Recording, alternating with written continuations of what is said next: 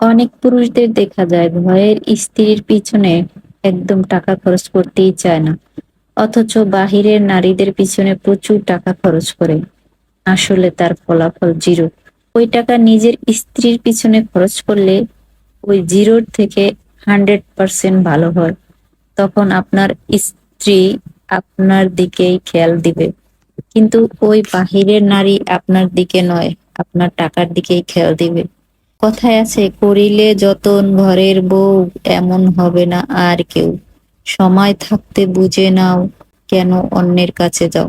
বিষয়টা একদম রাইট এবং সঠিক, যে আমরা দাঁত থাকিতে দাঁতের মর্যাদা দেই না, ঘরের নারীকে মূল্যায়ন করি না, তাদের দাম দেই না, তাদের পিছনে টাকা পয়সা খরচ করি না।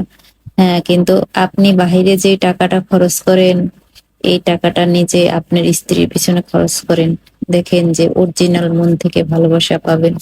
মেয়ে মানুষ ভালোবাসারও পাগল।